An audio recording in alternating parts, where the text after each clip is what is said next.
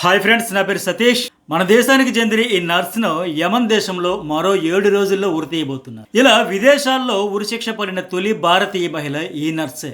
ఈమె చాలా చాలా దురదృష్టవంతురాలని చెప్పాలి. ఎందుకు అనేది మీరు ఈ వీడియో మొత్తం చూసాక మీకే అర్థమైపోతుంది. ఉరిశిక్ష నుంచి తప్పించుకునేందుకు ఆమె గత 7 ఏళ్లుగా చేయని ప్రయత్నం లేదు. కానీ అన్ని దారులు మూసుకుపోయాయి. కేవలం ఒక్క మార్గమే మిగిలి ఉంది. ఆ మార్గం తెరుచుకుంటే తప్ప ఈ నిమిషా ప్రియాను ఉరికంబం నుంచి తప్పించడం ఎవరి వల్ల కాదు.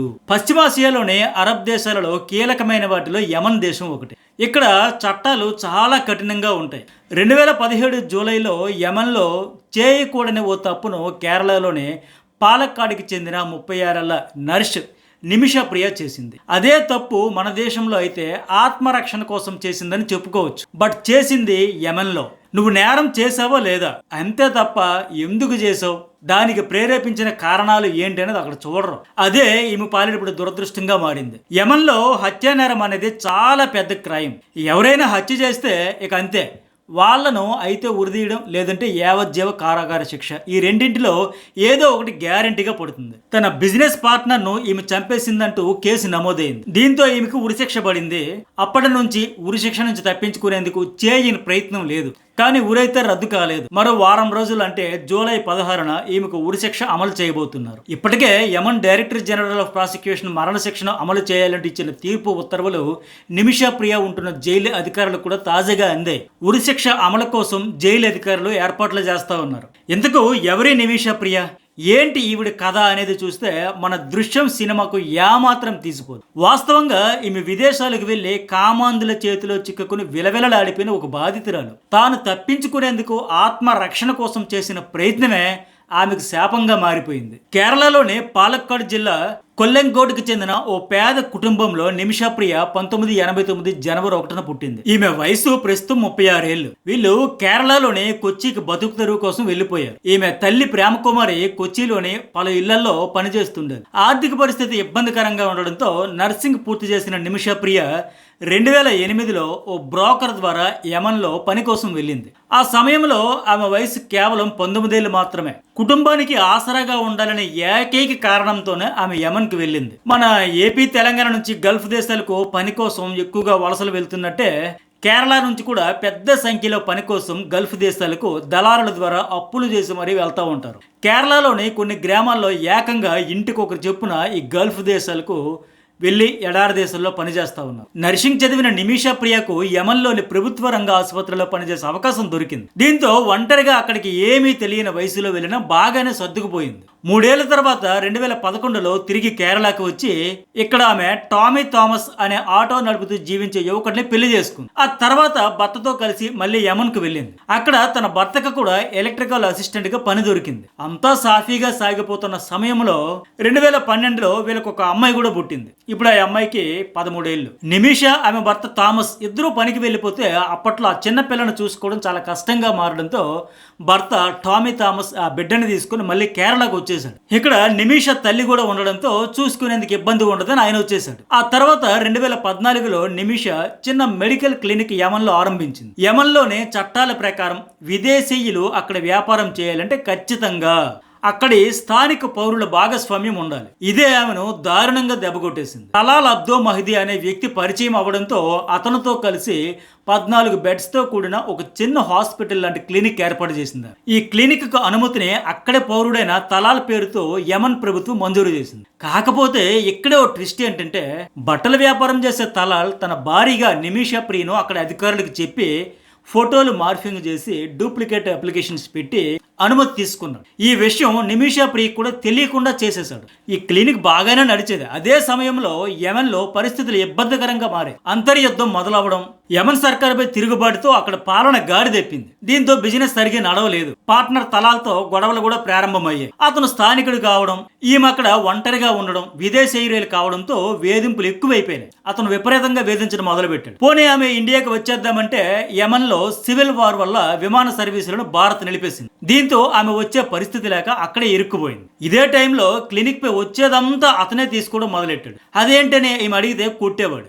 శారీరకంగా మానసికంగా తీవ్రంగా వేధించేవాడు. అయినా తట్టుకున్నా సరే ఇంకా వేధింపులు పెంచేవాడు. తన ఫ్రెండ్స్ ను కూడా తీసుకొచ్చి వాళ్ళతో కూడా శారీరక వేధింపులు మొదలుపెట్టాడు. పాపం అయినా సరే అన్నింటినీ భరించింది, తట్టుకుంది. చివరికి ఈ నిమిష పాస్పోర్ట్ను కూడా తీసుకుని తన దగ్గర ఉంచుకున్నాడు. ఆయన తాను చెప్పినట్లు వినాల్సిందేనంటూ ఓ బానిసలా చూసేవాడు. ఇక్కడ ఇంపార్టెంట్ విషయం ఒకటి చెప్పాలి మీకు. అదేంటంటే నిమిష అతనిని గుడ్డిగా నమ్మడమే ఆమె జీవితానికి శాపంగా మారిపోయింది. అతనిని ఓ మంచి ఫ్రెండ్గా భావించింది ఆమె. అందుకే 2014లో కేరళలోని నిమిష ప్రియ వాళ్ళ కూతురికి సంబంధించిన ఒక వేడుకలో పాల్గొనేందుకు యమన్ నుంచి వచ్చింది ఆమె.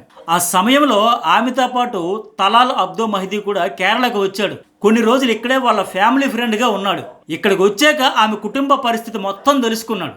ఆ సమయంలోనే వీళ్ళ ఇంటిలో ఉన్న నిమిష థామస్ పెళ్లి ఫోటోల ఆల్బమ్ చూశాడు.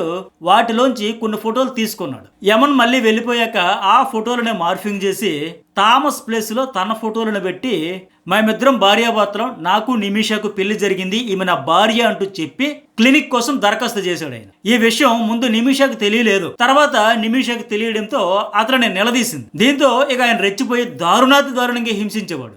ఇక నుంచి నేనే నీ భర్తను, ఫిక్స్ అయిపో, నేను చెప్పినట్టు విను అంటూ ఆమెను లొంగ తీసుకున్నాడు. తన చెప్పు చేతల్లో పెట్టుకుని తీవ్రంగా వేధించేవాడు. క్లినిక్ పైనే ఒక గదిలో ఆమెని బంధించాడు. క్లినిక్ దాటి ఎటు వెళ్ళకూడదని కూడా కండిషన్స్ పెట్టేవాడు. 2016లో శారీరకంగా, మానసికంగా, లైంగికంగా తలాల్ అండ్ అతని ఫ్రెండ్స్ పెట్టే వేధింపులు తట్టుకోలేక తనను రక్షించమంటూ నిమిష పోలీసులను ఆశ్రయించింది. వాళ్ళు తలాల్పై చర్యలు తీసుకోకపోగా అతని భార్య అంటూ నువ్వు మమ్మల్ని మోసం చేసి క్లినిక్కి అనుమతి తీసుకున్నావు అనే కారణంతో ఆమెనే తీసుకెళ్లి తిరిగి జైల్లో పెట్టేశారు. విదేశాల నుంచి వచ్చే వాళ్ళకంటే వాళ్ళ సొంత పౌరుడిగా అక్కడ చట్టం, పోలీసులు ఎక్కువ ప్రాధాన్యత ఇస్తారు. వాళ్ళకే అన్ని అనుకూలంగా ఉంటాయి అక్కడ. దీంతో జైలు నుంచి బయటకు వచ్చిన నిమిష ప్రియ ఎలాగైనా అతని భార్య నుంచి తప్పించుకోవాలని క్లినిక్ లో పనిచేసే మరో యమన్ మహిళకు సాయం కోరింది. పాస్పోర్ట్ ను తలాల్ లాకర్ లో నుంచి తీసుకునేందుకు ఆమె హెల్ప్ కోరింది. ఆమె కూడా సహకరిస్తానని చెప్పింది.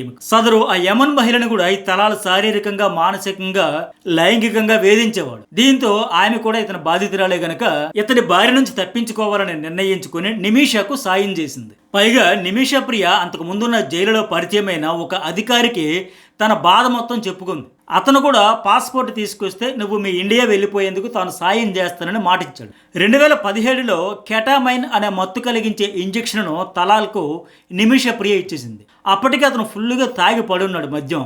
దీంతో మత్తు మందు డోస్ ఎక్కువైపోయి అతనికి హార్ట్ అటాక్ వచ్చి చనిపోయాడు. వాస్తవంగా వీళ్ళ ప్లాన్ ఏంటి? అతన్ని మత్తులో ఉంచి లాకర్ పగలగొట్టి పాస్పోర్ట్ తీసుకుని పారిపోవాలనేదే నిమిష ప్రియ ఈమెకి హెల్ప్ చేసిన యమన్ దేశస్తురాలు ప్లాన్.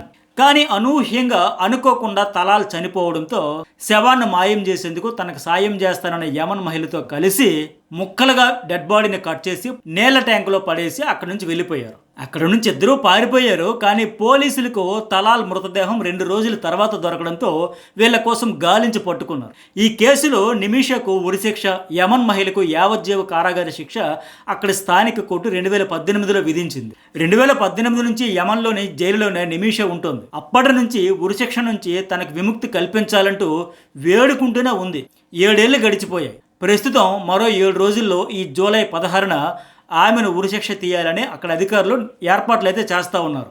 తలాల్ హత్య కేసులో సుదీర్ఘ విచారణ తర్వాత తొలుత సనానాలోని ట్రయల్ కోర్టు నిమిష ప్రియకు 2020లో ఉరిశిక్ష ఖరారు చేసింది. ఆమె అక్కడ నుంచి సుప్రీం జ్యుడిషియల్ కౌన్సిల్ను ఆశ్రయించింది. 2023లో కౌన్సిల్ కూడా కింది కోర్టు తీర్పును సమర్థించింది, ఉరిశిక్ష ఖరారు చేసేసింది. దీంతో ఫైనల్ గా ఆ దేశ అధ్యక్షుడు రషద్ అల్ అలిమీకి క్షమాభిక్ష కోరుతూ నిమిష పిటిషన్ పెట్టుకుంది. ఆయన కూడా క్షమాభిక్ష పిటిషన్ను తిరస్కరించి ఈ ఏడాది శిక్ష అమలు చేయాలని చెప్పేశాడు. యమన్ అధ్యక్షుడికి ఇరాన్ ప్రభుత్వంతో చెప్పిస్తే వాళ్ళు వినే అవకాశం ఉండడంతో ఆ ప్రయత్నాలు కూడా జరిగాయి. ఇరాన్ విదేశాంగ మంత్రి అబ్బాస్ నేరుగా యమన్తో చర్చించారు. ఈ చర్చలు ఫలిస్తున్నాయి అనుకున్న సమయంలో ఇరాన్ యుద్ధం నేపథ్యంలో ఈ మధ్యలోనే ఆగిపోవడం నిజంగా నిమిష దురదృష్టం. ఇక అన్ని దారులు మూసుకుపోవడంతో యమన్లోనే షరియా చట్టాల ప్రకారం ఉన్న ఆఖరి దారి బ్లడ్ మనీ, అంటే మన తెలుగులో రక్తనిధి. ఈ ఒక్క మార్గమే ఇప్పుడు మిగిలింది. ఈ బ్లడ్ మనీ, రక్తనిధి అంటే యమన్లోని చట్టాల ప్రకారం చనిపోయిన తలాల్ అబ్బో మహదీ కుటుంబం ఆమెకు క్షమాభిక్ష పెడితే ఉరి శిక్ష రద్దవుతుంది. పూర్తిగా ఈమె విడుదల అవ్వడం జరగదు. కానీ అక్కడి చట్టాల్లోని నిబంధనల ప్రకారం యావజ్జీవ కారాగార శిక్ష లేదంటే మరో శిక్షగా మారే వీలుంది. దీనికోసం చనిపోయిన వ్యక్తి కుటుంబానికి భారీగా డబ్బులను పరిహారంగా ఇవ్వాల్సి ఉంటుంది. ఆ ఇచ్చే డబ్బులనే బ్లడ్ మనీ అని అంటారు. ఈ తలాల్ కుటుంబానికి ఈ బ్లడ్ మనీ చెల్లించడం ద్వారా మరణశిక్ష నుండి తప్పించుకోవచ్చని యమన్ సుప్రీం జ్యుడిషియల్ కౌన్సిల్ నిమిషకు 2023లోనే చివరి అవకాశం ఇచ్చింది. వాళ్ళ కుటుంబం క్షమిస్తే దేశాధ్యక్షుడు ఆమోదించిన మరణశిక్ష కూడా రద్దు చేయొచ్చని తెలిపింది. దీంతో నిమిష విడుదల కోసం చనిపోయిన తలాల్ కుటుంబంతో 2023 నుంచి చర్చలు జరుపుతున్నారు. తలాలకు కూడా పెళ్ళై భార్య పిల్లలు ఉన్నారు. యమన్ చట్టాల ప్రకారం చర్చలను నేరుగా నిమిష కుటుంబం చేయడానికి వీలు లేదు. మధ్యవర్తుల ద్వారా ప్రయత్నాలు జరగాలి. అలాగే ఆ డిస్కషన్స్ అయితే ఏడాదిగా ఆ ప్రయత్నాలు అయితే జరుగుతూనే ఉన్నాయి. నిమిషను ఉరిశిక్ష నుంచి విముక్తి కల్పించేందుకు సేవ్ నిమిష ప్రియ ఇంటర్నేషనల్ ఫోరం పేరుతో ఓ సంస్థ ఏర్పడింది. దీనికి కన్వీనర్ గా ఉన్న బాబుజాన్ ఆధ్వర్యంలోనే బ్లడ్ మనీ సేకరిస్తా ఉన్నారు. తలాల్ కుటుంబంతో ఈ సంస్థ ప్రతినిధులు కూడా సంప్రదింపులు చేయడానికి వీలు లేదు. అక్కడి స్థానికంగా ఉండే మరో 3వ సంస్థ ద్వారా ఈ చర్చలు జరుపుతా ఉన్నారు. నిమిష చెల్లించే బ్లడ్ మనీ కింద ప్రపంచవ్యాప్తంగా సేవ్ నిమిష ప్రియ ఇంటర్నేషనల్ ఫోరం ద్వారా ఇప్పటి వరకు 7,50,00,000 సేకరించారు. తలాల్ కుటుంబానికి ఇచ్చేందుకు సిద్ధం చేశారు. తలాల్ కుటుంబం ఆ పరిహారాన్ని తీసుకునేందుకు అంగీకరిస్తేనే నిమిషకు క్షమాభిక్ష దొరుకుతుంది. కానీ ఇంతవరకు వాళ్ళ నుంచి ఎలాంటి స్పందన రాలేదు. వాళ్ళు స్పందిస్తే తప్ప ఉరిశిక్ష రద్దు కాదు. అందుకే ప్రస్తుతం వాళ్ళ స్పందన కోసమే తాము 1000 కళ్ళతో ఎదురు చూస్తున్నామని, ఇంకా తమకు హోప్ ఉందని సేవ్ నిమిష ప్రియ ఇంటర్నేషనల్ ఫోరం కన్వీనర్ బాబుజన్ తాజాగా తెలియజేశారు. మరోవైపు తమ బిడ్డకు క్షమాభిక్ష పెట్టేలా మోడీ సర్కార్ స్పందించి ఆదుకోవాలంటూ నిమిష తల్లి భర్త వేడుకుంటున్నారు. మరో వారం రోజులే ఉన్నాయని, తన బిడ్డ ఆఖరి క్షణాలను అత్యంత భారంగా జైల్లో గడుపుతోందని, భారత ప్రభుత్వం వెంటనే జోక్యం చేసుకుని ఆదుకోవాలని ఆమె తల్లి ప్రేమకుమారి వేడుకుంటుంది. మన చుట్టూ జరిగే లోకల్ టు ఇంటర్నేషనల్ వరకు ఇలాంటి అనేక అప్డేట్స్ మీద, ఇంట్రెస్టింగ్ ఫ్యాక్ట్స్ మీద, రియాలిటీ మీద మన ఛానల్లో రెగ్యులర్గా వీడియో అప్లోడ్ అయితే ఉంటుంది. ఫస్ట్ టైం చూసే వాళ్ళు సబ్స్క్రైబ్ చేసుకోండి, అలాగే లైక్ చేయడం మర్చిపోకండి. అలాగే మీ అభిప్రాయాన్ని కూడా మెసేజ్ రూపంలో అయితే పెట్టండి. మన చుట్టూ జరిగే ఇలాంటి అనేక ఇంట్రెస్టింగ్ ఫ్యాక్ట్స్ మీద రెగ్యులర్గా మన ఛానల్లో అప్డేట్స్తో వీడియోస్ అప్లోడ్ అయితేనే ఉంటే ఫస్ట్ టైం చూసే వాళ్ళు సబ్స్క్రైబ్ చేసుకోండి, అలాగే లైక్, షేర్, కామెంట్ కూడా మర్చిపోకండి.